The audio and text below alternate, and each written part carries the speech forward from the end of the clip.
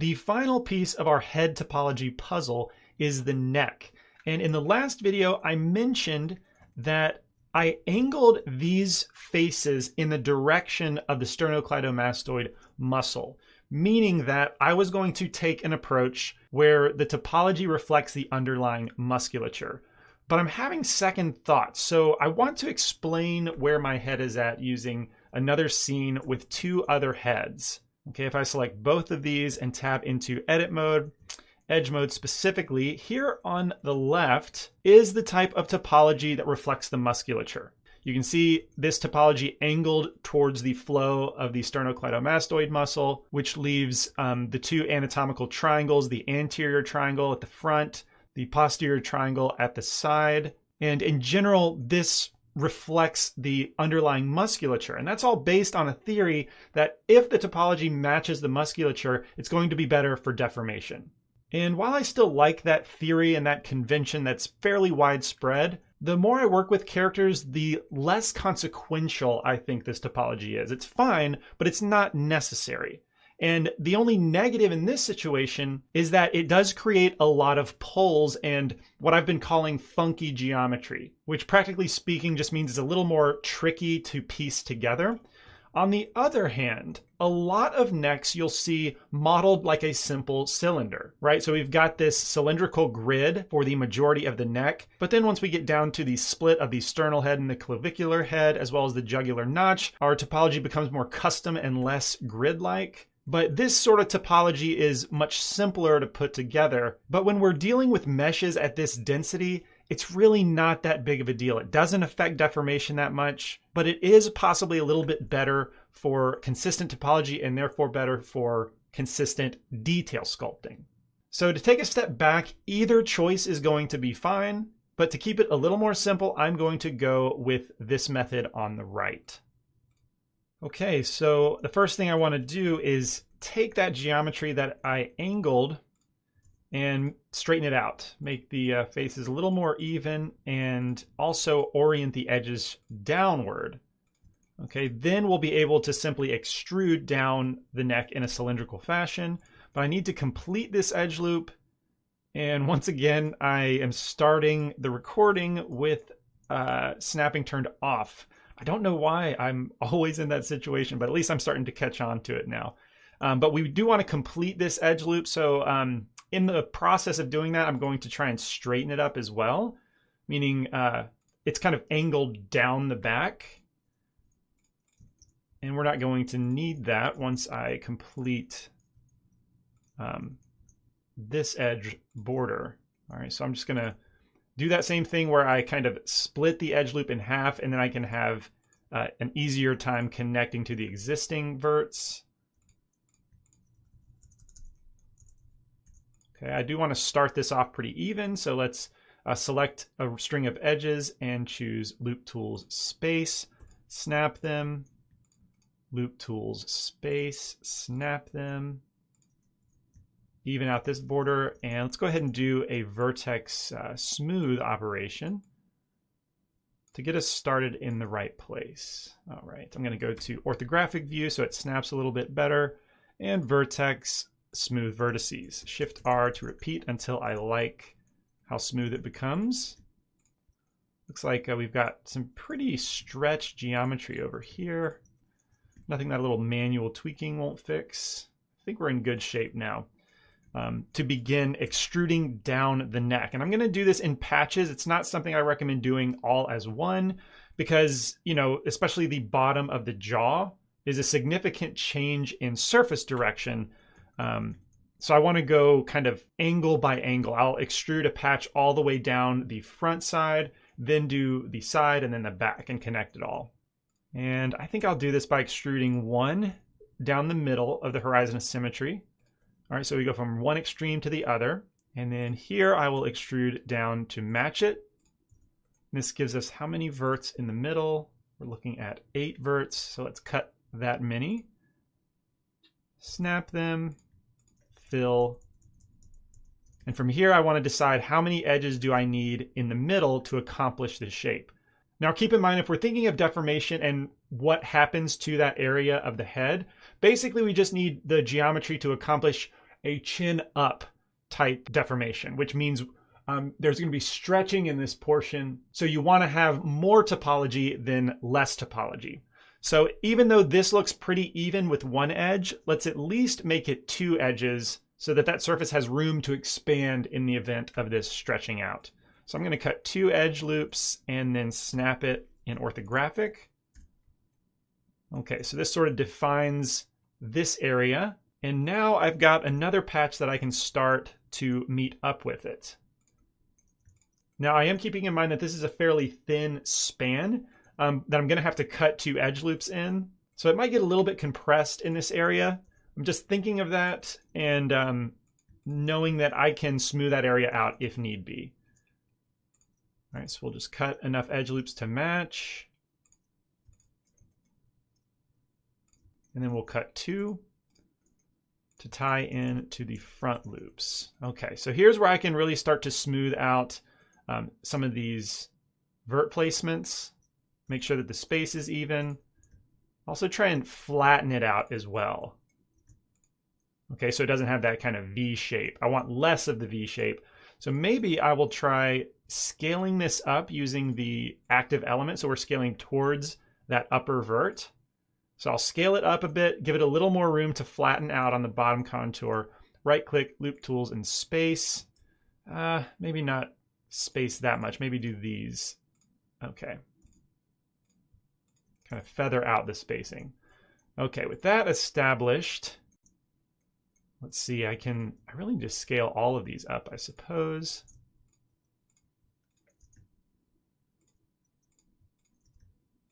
This is where it's very important to make sure that you have the snapping of the scale function enabled, which is disabled by default, because this would be really annoying if it wasn't snapping during all these operations. Okay, so let's try and space these out a little more evenly, and then I'll do another vertex smooth operation. I do not want to forget to snap them. That can be easy to do.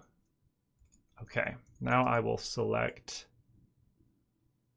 the big patch on the back, go into orthographic.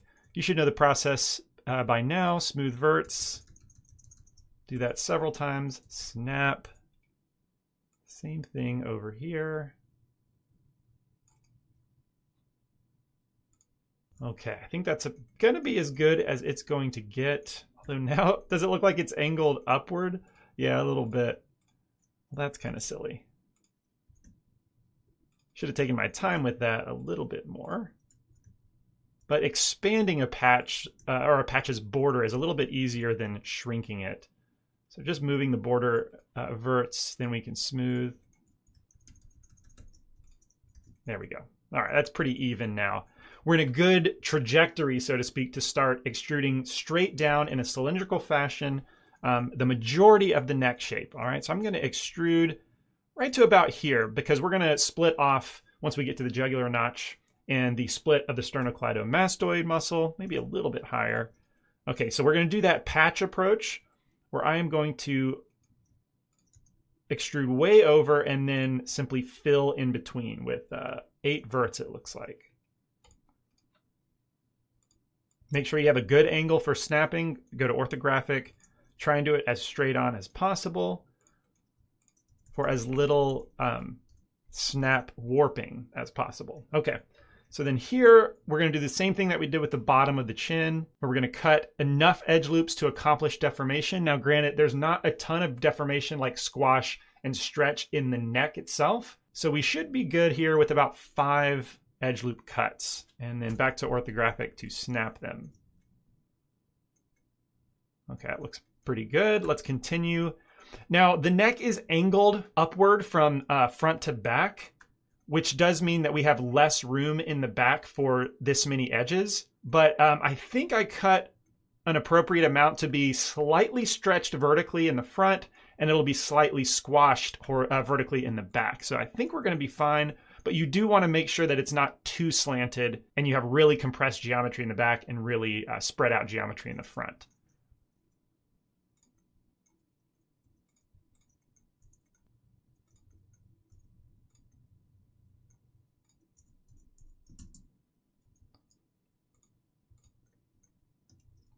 Okay, so I haven't snapped that last grid fill operation, so I knew I was going to go ahead and smooth the verts, so I might as well just save myself a couple clicks, smooth the verts ahead of time, and then snap in orthographic, and kind of do a broad pass of vertex smoothing from various angles, just to make sure all of it is as smooth as possible, as well as being snapped.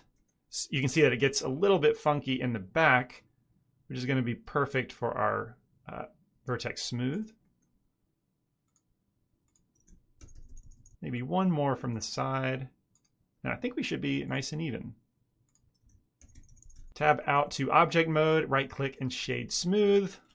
And let's take a look at it so far. Okay, pretty gridded and even at this point. I like the way it's turning out.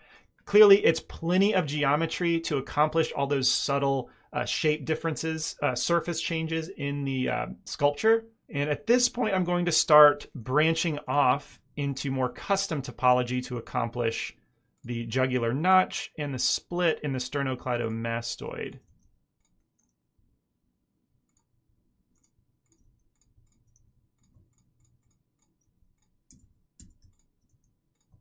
All right, so what's going to be helpful here is you probably guessed it, a diamond junction. So I'm going to remove that vert and extrude a diamond. All right, this will allow us to go from one edge to 3, which will be enough to accomplish the space in between the sternal head and the clavicular head. All right, it's a very characteristic, okay, so at this point I'm starting to get an incorrect normal direction by default. You can see that selecting everything and hitting Shift in is flipping it on the inside. All I have to do is check that, but eventually it should sort itself out. But it can be a little bit jarring whenever that happens. Anyway, yeah, so I was talking about now we have plenty of geometry to accomplish this very characteristic triangular shape between the sternal and clavicular head. And this is also nice because if I were to continue, what did I just do? Why am I in this X-ray mode? Oh, there must have been a hotkey.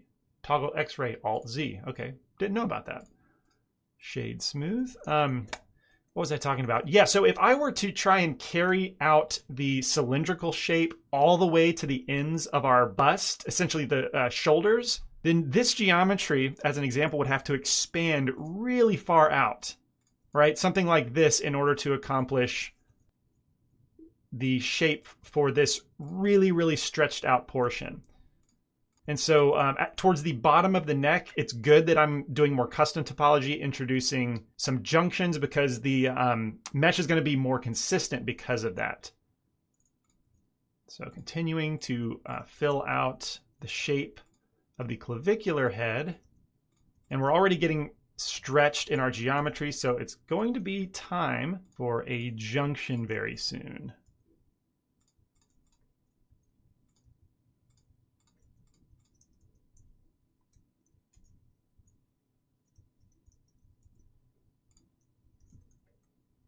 Okay, so now we've got 2 junctions, one there and one there, but it sets us up for good topology to continue extruding towards the tip of our shoulder. That's really annoying when it doesn't make our normals consistent the right direction, but yeah, I don't know why it happens in this area specifically, but it often does in my experience. It's okay, we'll work it out. And then from here, I'm going to do the thing where I extrude a consistent edge length around a patch and then fill in a grid pattern to complete the patch. And so this can be a little bit funky on how exactly to fill this in evenly, or as even as possible. But what I'm going to do is go one edge loop at a time. All right, kind of scaling them down until, right, I'm keeping this edge fairly consistent. And then eventually we're going to get to a point where it's like, okay, right here, let's do a diamond. And well, actually I've got a problem here where I've only got 1 vert, but I've got 3 or 4 actually on this side. So this tells me I should probably do the diamond over here instead. There we go. And that leaves me with enough even geometry. Let's see, 4 edges, 4 verts to connect. When you have an open patch like this where all the edges are connected, you can select them and hit F. Though double check in face mode because sometimes you can create one large face between there. Okay, I think it works fine. And that does look pretty weird. There were several junctions in there to try and keep the topology even. You know, it's a bit of a triangular shape, which obviously doesn't work that well with a grid without there being some funky junctions. So let's focus on the border, loop tools, let's space. Maybe not space there because these edges are following that anatomy structure really well. So let's just space over here. And then this one looks pretty well spaced out. It's a little bit wobbly from the top angle. I want it to be straighter than curved. I think that looks pretty good. All right, now let's actually grab a large patch because all of this can be smoothed and then snapped from the same angle. Go to orthographic and vertex smooth verts. There we go. That looks a whole lot better. I actually don't like this. There's a lot of junctions, a lot of poles that just looks kind of ugly.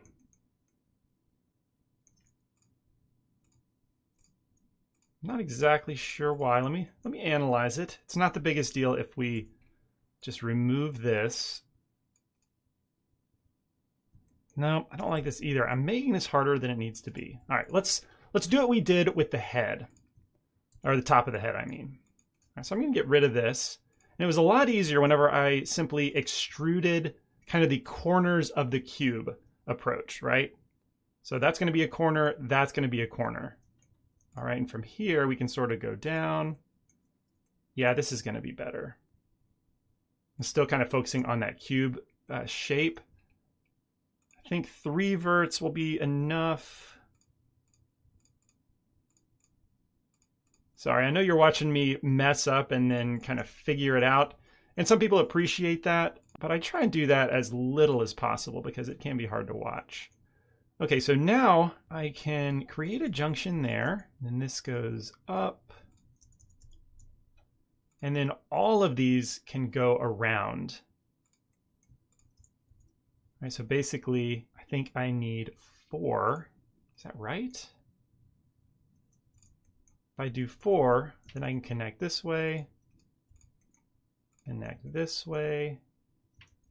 Yeah, this is going to work out better. Kind of taking it back to its simpler task. I love that cube approach, defining the corners and then filling the patches in between. Yeah, this is going to be better. Okay, and then from back here, I'm looking to connect these 2 verts over here. And I wonder if this many verts will be enough to carry all the way around the back. That's what, 5?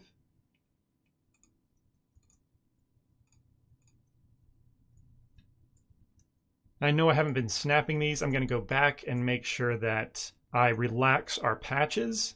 And then somewhere in here, I'm going to have to split off. I think probably here's a good place to do it. And also down here to complete the cube.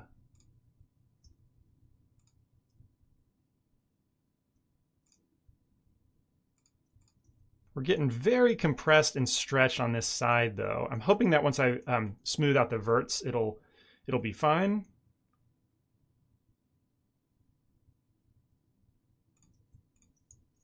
Okay, so now I've got enough verts to extrude straight down. Maybe scale it to 0 in the z-axis. And then 1, 2, 3. Is that going to be enough? Yeah, I think that's going to be enough.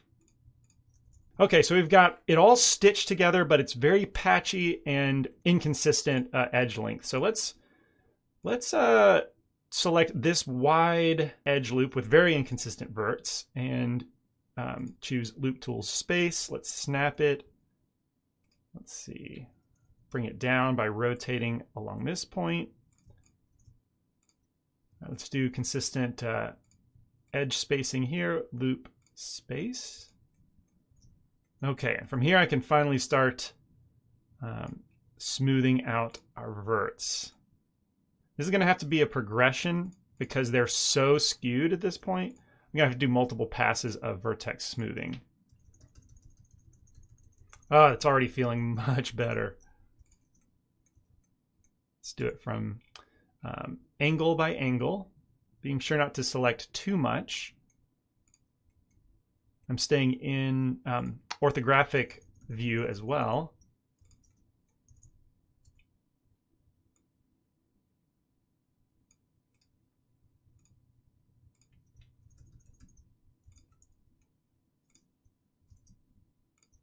Okay, and that is much cleaner topology with far fewer junctions than I had initially once I got into the shoulder. It's funny, I often have this kind of issue with the shoulder, maybe because it feels like I'm at the end of the whole topology. It's not that consequential, so it should be easy, and then I have all this topology that I need to terminate, and you actually have to be thinking through that process, which oftentimes I'm not once I get to this point. Anyway, we are, I think we have it solved now. All I need to do is extrude one more edge loop down to define the bottom of our bust. All right, so nothing fancy here. It's just going to be one solid edge loop with even spacing.